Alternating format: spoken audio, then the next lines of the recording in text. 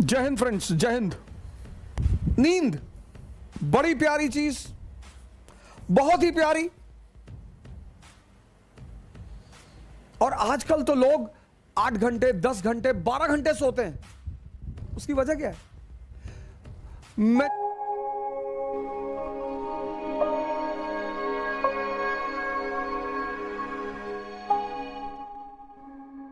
Majority लोगों की नींद पूरी ही नहीं होती, टूटती रहती है बीच बीच में। इतनी अंदर अस्थिरता है। पहली बार तो जल्दी आती ही नहीं, रात भर करवट इधर उधर लेते रहते हैं। मन ऐसे ऐसे चलता रहता है, ऐसे ऐसे। एक साइड में मन चल रहा, पहले साइड में कि आईएएस बन गए, मंत्री जी की बेटी शादी हो गई, पूरा गांव सामने आके सर झुका दिया, तो खूब चौड़े होके लेटे। और फिर मन पलट के दूसरी तरफ चला जाता है कि आईएएस नहीं बन पाए, माँ बाप भगा दिए, भीख मांग रहे हैं, तो सिकुड़ के लेट गए। ऐसे काफी देर तक रात में यह प्रक्रिया चलती रहती है। आजकल लोग थक कर सोते हैं, मेजॉरिटी।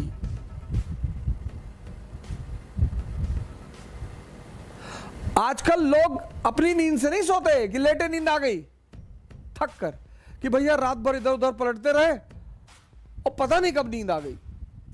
नींद बहुत इंपॉर्टेंट चीज है सर। अगर गहरी आ जाए, फुल फ्लेजेड, तो 5 घंटे बहुत है।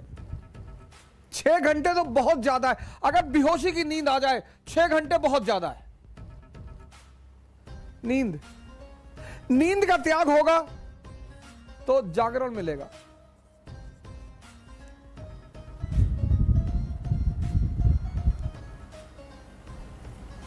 लेकिन हर त्याग के साथ, हर सुबह आप उठना चाहते हैं, 5 बजे आपकी नींद खुली, 6 बजे आपकी सुबह नींद खुली, उठिए मत, एक बैग जबरदस्ती मत करिए, रुके रहिए, बिस्तर पर रुके रहिए, आंख बंद रखिए, कोई बगावत मत करिए। आपका मन तुरंत 2 भागों में बढ़ जाएगा। एक कहेगा कुछ नहीं होता यार, 2 घंटे सो ले यार, कुछ नहीं होता सुबह उठने से। 2-4 एग्जाम्पल भी गिला देगा कि चर्चिल हमेशा 11 बजे सो के उठता था, ब्रिटेन का प्रधानमंत्री था, उठता ही था। मन की सबसे बड़ी ताकत क्या है कि जो वो करवाना चाहता है उसके पक्ष में एविडेंस देना शुरू कर देता है। रुके रहिए आप बिस्तर पे, एकदम रुके रहिए। और जो भी आपका नाम है, जैसे अवध आपका नाम है, जगाइए। बड़ा अजीब सा लगेगा पहले 15 दिन, बहुत अजीब सा लगेगा। खुद को जगाइए, खुद को आराम से। यह साधना है, यह संस्कार नहीं है, यह साधना है, यह ध्यान है।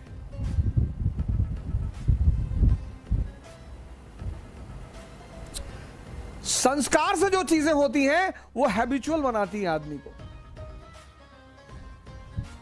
कि मौलाना साहब 2 बजे की नमाज पढ़ने जाते, हैबिचुअल है।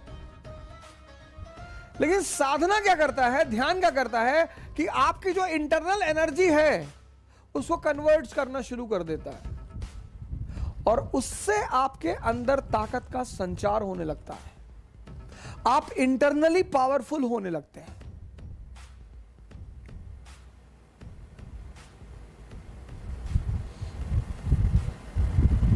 जिसने भी इंद्रियों को छोड़ा, सेंसेस को,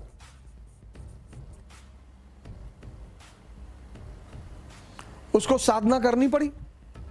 और जिसने सही डायरेक्शन में किया, बुद्ध ने, महावीर ने, दादू ने, नानक ने, रैदास ने, तो उनको कॉन्शियस मिल गई, चैतन्य। और जिसको भी चैतन्य मिला,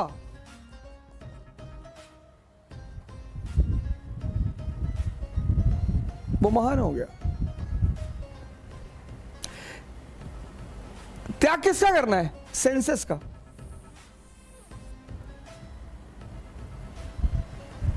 लेकिन त्याग के साथ तपस्या, साधना करनी पड़ेगी, ध्यान करना पड़ेगा।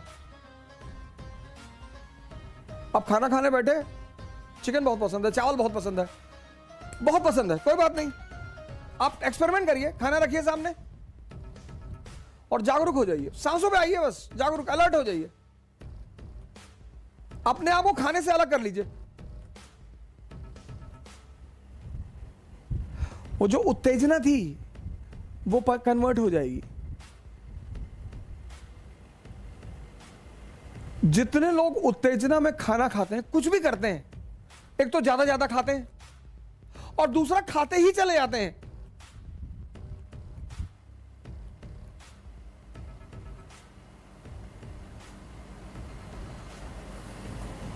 जब यहां तक भोजन पहुंच जाता है कि अब नहीं जा सकता, तब उनको लगता है कि पेट भर गया।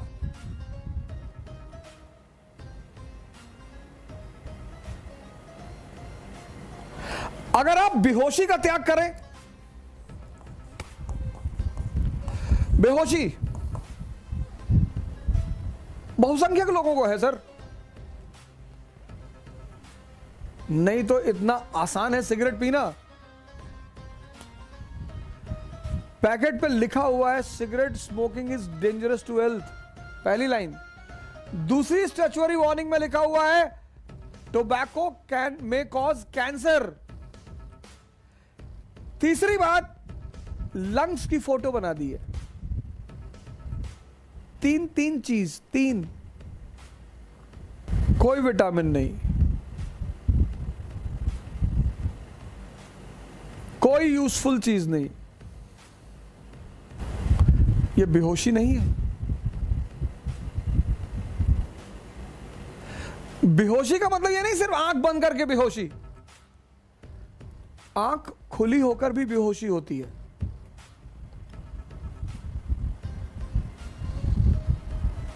वो बड़ी अजीब सी बेहोशी है। 98% को एहसास ही नहीं होता कि वो बेहोश है।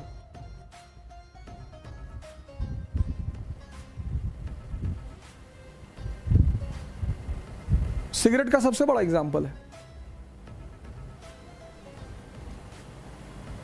एक ऐसा उत्पाद है दुनिया का जो कीमती है, बड़े पैमाने पर बिकने वाला है और जिसका कोई फायदा ही नहीं है।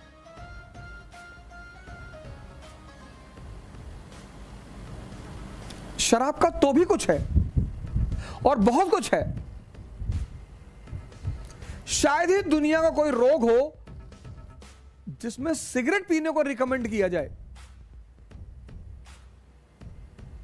दुनिया के कई सारे रोग हैं जिसमें शराब को रिकमेंड किया जाता है। आर्मी के लोग तो लेकर ही चलते हैं शराब, अफीम। इंजरी हो गई, घायल हो गए तो पेन को रोकने में काम आती है।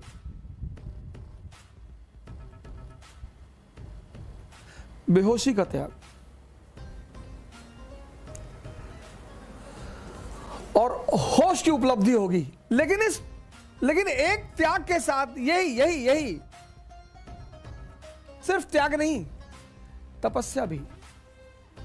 बैठना पड़ेगा सर, सांसों को देखना पड़ेगा। आप सिगरेट लीजिए, ऐसा कसम मत खाइए कि अब मैं सिगरेट की दुकान की तरफ देखूंगा नहीं, अब मैं सिगरेट की दुकान की तरफ जाऊंगा नहीं। ना ना ना ना ना ना, ऐसे नहीं। मंदिर में गए, कसम खा लिया कि आज से शंकर जी की, भोलेनाथ के सर पे हाथ रखे कसम खा रहे हैं जो एक सिगरेट पी ले, ये सबसे कुछ ना होगा। सिगरेट रख लीजिए बगल में और जैसे ही तलब, इच्छा तो होती नहीं, तलब, सांसों पे आइए, तुरंत सांसों पे आइए और डीप सांस अंदर ले आइए। ये आपके विल पावर की तपस्या, मतलब विल पावर की जांच। तो वो जो तलब अंदर उठ रही है वो उतने समय में परिवर्तित होगी सर, बदलेगी। पुरोहितों ने क्या किया? पुरोहितों ने इस पूरे कॉन्सेप्ट को ही खत्म कर दिया। वो चाहे हिंदू पुरोहित हो, चाहे मुसलमान पुरोहित हो, चाहे सिख पुरोहित हो, इस पूरे कॉन्सेप्ट को मार डाला। किसी भी धर्म के पुरोहित से अगर आप पूछिए, सैक्रिफाइस, त्याग, बाहरी बताएगा, बाहरी। धन दे दो, फिर उससे क्या होगा? नहीं धन का त्याग करो, नहीं फिर उससे होगा क्या? तुम्हारे पास 10 करोड़ रुपया, तुमने 10 करोड़ किसी को दे दिया, तुम्हारे अंदर क्या चेंज हुआ? तुम्हारे अंदर क्या बदला? कुछ भी नहीं।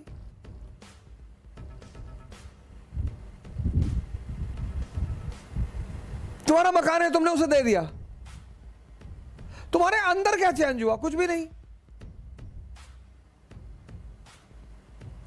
इसीलिए तो पुरोहितों के बताए हुए रास्ते पर परिणाम नहीं मिलते, क्योंकि पुरोहित धर्म के स्कूल टीचर हैं। इनका थ्योरेटिकल पार्ट बहुत स्ट्रांग है, तथ्यात्मक जानकारी बहुत ज्यादा है, और वो तथ्यात्मक जानकारी इतनी ज्यादा है कि लोग उसी से प्रभावित हो जाते हैं। संत जो हैं वो धर्म के वैज्ञानिक हैं।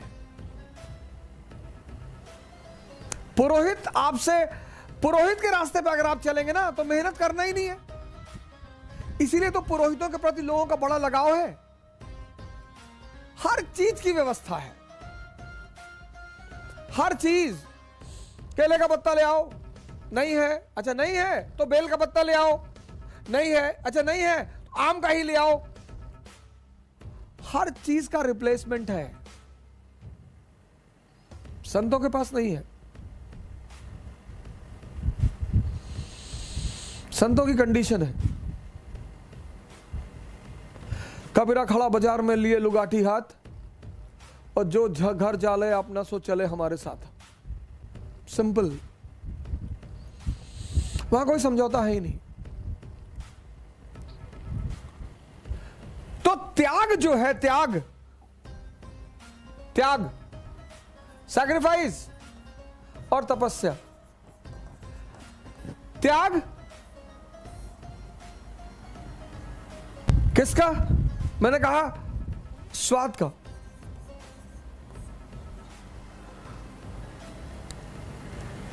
लेकिन इस त्याग और तपस्या के बीच में एक छिपी हुई चीज है, साधना। उसी को हम ध्यान कहते हैं। ये हिडन है, हिडन। ये किसी को दिखाई नहीं पड़ेगी, और ये कन्वर्ट होकर आपको सेहत दे देगी। आपकी अंदरूनी ताकत बढ़ गई।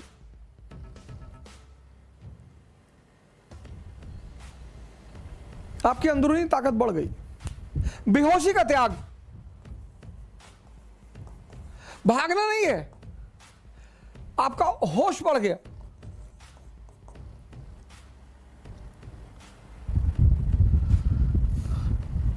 जब भी तुम त्याग करोगे और साधना करोगे तो बदले में कोई बड़ी चीज मिलेगी। यह नियम है, और इस नियम का कोई अपवाद नहीं है। इसी नियम को पालन किया प्रभु राम ने।